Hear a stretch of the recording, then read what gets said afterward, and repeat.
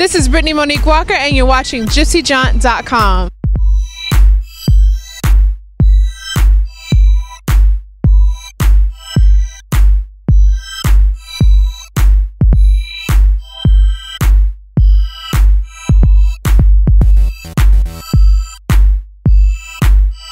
We just got out the train and now we're in Harlem, baby. We're on 125th and we're getting ready to go talk to Esnavi about her upcoming music and her love of Harlem.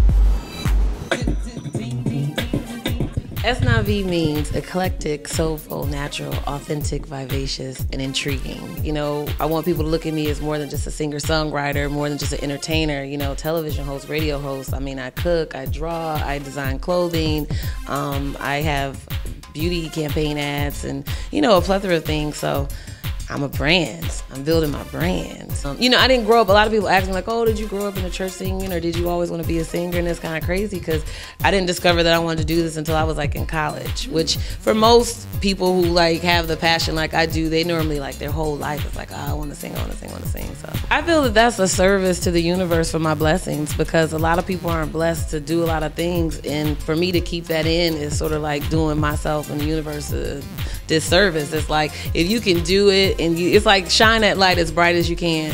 Whatever it is that you're gonna do, and share that with the world, because that's part of your purpose and part of the reason you are who you are. So since I can draw, since I can, you know, design clothes, and I can sing, and I can write songs, and I can cook, and I can do all these things, I want to do them all, you know, to the highest level that I'm able to do it in my lifetime. You are a Renaissance woman. Thank you, thank you, thank you. Okay, so you're a Harlemite. What's your favorite place in Harlem?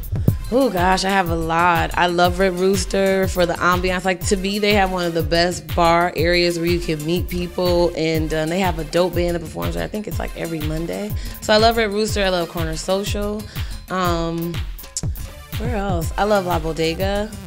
Harlem. I don't know. I love every. I want to say I love every place, but pretty much, yeah. I have too many places I like. So Harlem has been under the microscope, you know, since there's been a lot of changes, and there's people that are coming in and out of Harlem now, new faces, old faces, and people have some criticisms about it. How do you feel personally about these changes, and is it detrimental to the culture of Harlem, or is it, you know, embracing Harlem's past and all that kind of thing? I think that potentially it could be damaging to the culture and the community, because I mean, I moved to Harlem for a certain reason and for a certain feel, and once things start to change and shift in a different direction, you begin to lose some of those, the foundation of what the neighborhood and the community has been about. I mean, it is good that I can go now to the grocery store and get organic vegetables and fruit, because that wasn't offered a while ago before we had, you know, a different demographic moving into the neighborhood. I know that some of the elders aren't so much happy about it, because there changes, you know, financially for them. A lot of things are different, and it seems to me that they're trying to push out people who've been here forever just to move in people to make money, you know, which is what New York is all about. So for me personally, I hope it doesn't change the level to where Harlem no longer looks like Harlem.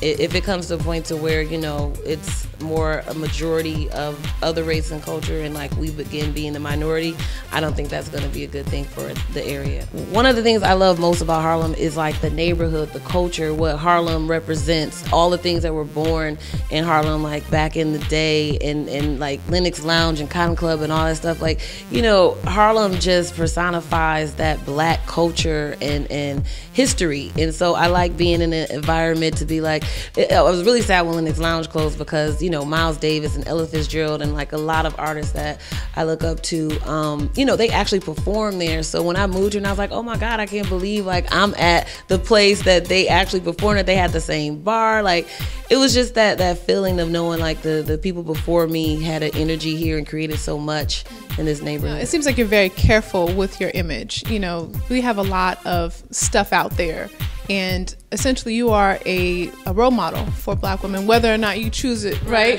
But say, like, I'm not a role model. Like, yeah, no, I get it. Once you're out in the lights, right? That's who you are. So, you know, for yourself, how do you protect your brand, and what do you do to make sure that your brand is a specific look, and, you know, all that kind of thing? Well, I'm very hands-on, and I've always been very clear about what I wanted my image to be as an artist. I feel that there's so much of the nudity and the over over sexualization that I didn't need to be a part of that, nor do I want people to focus more on my body than my voice. I want people to be more drawn into my spirit, my soul, my voice, not my body and what I look like. Because people are so physical and deal so much with images of things, and you know, I like to deal with people's minds and get them off of those things. So. Tell me about your involvement with Sound Effect. Is it Sound Effect or Sound Effects? SoundEffectsLife.org.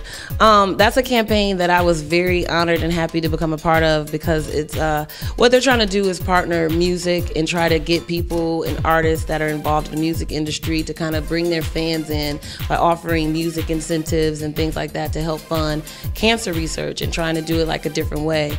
I've been affected, you know, I have family members and friends that have been affected by cancer, so it's something that's very close to me. I'm one of the artists that's on board with them. So my campaign is running now. It's at soundeffectslife.org/Esnavi, so you can check that out. Okay, of all the places that you've been, where's been your favorite? Iceland. It is one of the most beautiful places on earth. I don't think there's any place on earth like Iceland, but it's like the most exotic place in a different kind of way. Like, and were you the only brown person there? Yeah, pretty much. Yes. But I was embraced. You know, it's surprising. It's like music is the one thing, no matter where you go. I don't care if you don't speak the language of where you're at. Music is just so universal. And I was like shocked to see like how well they were able to like groove with my music, and then some of the covers we did, like Tina Turner, James Brown, like straight up soul. Like the Icelandic people have soul. So well, thank you, Esnavi, for your time. Thank you so much. And again, what is your social media stuff that we can reach out and follow? Esnavi.com. It's the one-stop shop. You can find everything Esnavi there. ESNAVI.com. Yay! While we're still in Harlem, we're going to go check out one of Esnavi's favorite places, Red Rooster, where the drinks are good and the lounge is popping. Until next time, thanks for watching.